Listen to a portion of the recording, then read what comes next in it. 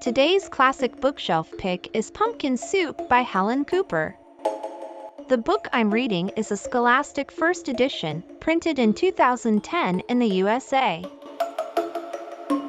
Deep in the woods, there's an old white cabin with pumpkins in the garden. There's a good smell of soup. And at night, with luck, you might see a bagpiping cat through the window.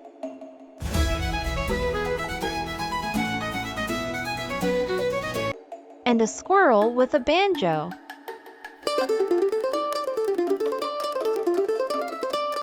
And a small singing duck.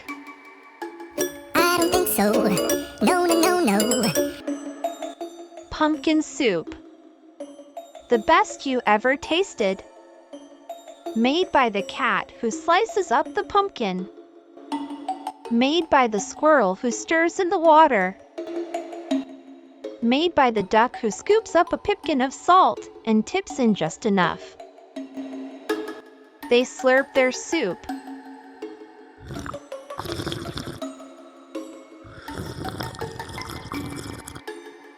And play their song.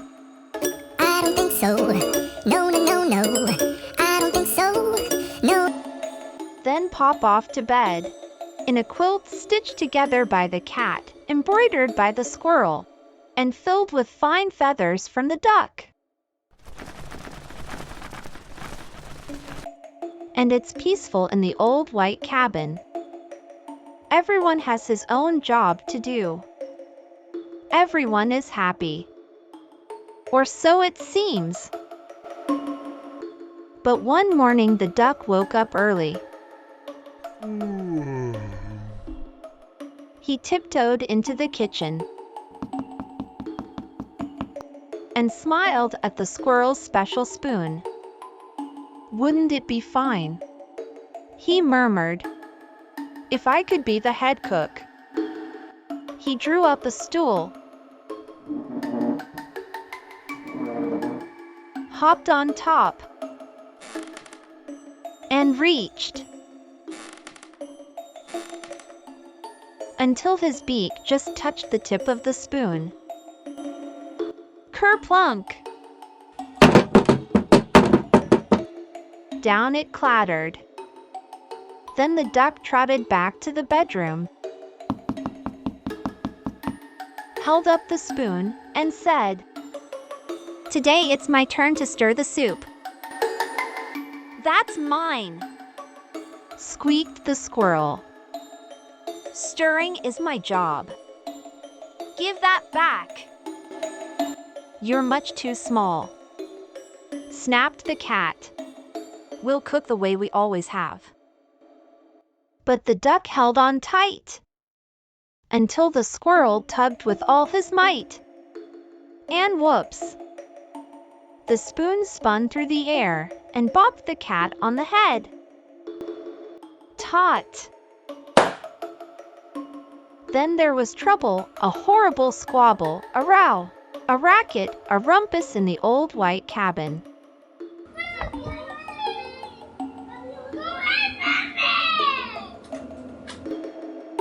"I'm not staying here," wailed the duck. "You never let me help with anything." And he packed up a wheelbarrow, put on his hat, and waddled away. "You'll be back," stormed the cat, "after we've cleaned up." and the squirrel shook his spoon in the air. But the duck didn't come back. Not for breakfast. Not even for lunch. "I'll find him," scoffed the cat. "He'll be hiding outside. I bet he's in the pumpkin patch." But the duck was not in the pumpkin patch. They could not find him anywhere. So they waited. All that long afternoon.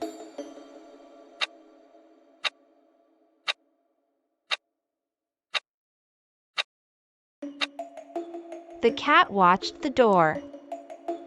The squirrel paced the floor. That duck will be sorry when he comes home," they muttered. But the duck didn't come home. Not even at soup time. The soup wasn't tasty. They'd made it too salty. They didn't feel hungry anyway. They both sobbed over supper, and their tears dripped into the soup and made it even saltier. We should have let him stir the soup. Sniffled the squirrel. He was only trying to help. Wept the cat. Let's go out and look for him. The cat and the squirrel were scared as they wandered down the path in the dark, dark woods. They feared for the duck, all alone with the trees, and the foxes, and the wolves, and the witches, and the bears. But they couldn't find him. On and on they trudged until they reached the edge of a steep, steep cliff. Maybe he fell down that. Wailed the cat. I'll save him. Squeaked the squirrel, and he scrambled down on a long, shaky rope. He searched all around on the ground, but he couldn't find the duck. Then the cat whispered in a sad little voice, Duck might have found some better friends. He might. Sighed the squirrel. Friends who let him help. Duck's kitchen. It was this soup. Made Duck famous. How does he do it? They go in thin, they come out fat. And the more they thought about it as they plodded back, the more they were sure they were right. But when they were almost home, they saw light shining from the old white cabin. It's Duck. They shrieked as they burst through the door. And the duck was so happy to see them. He was also very hungry, and though it was late, they thought they would all make some pumpkin soup. When the duck stirred, the cat and the squirrel didn't say a word. Not even when the duck stirred the soup so fast that it slopped right out of the pot. Not even when the pot got burnt. Then the duck showed the squirrel how to measure out the salt. And the soup was still the best you ever tasted. So once again it was peaceful in the old white cabin. Until the duck said, "I think I'll play the bagpipes now."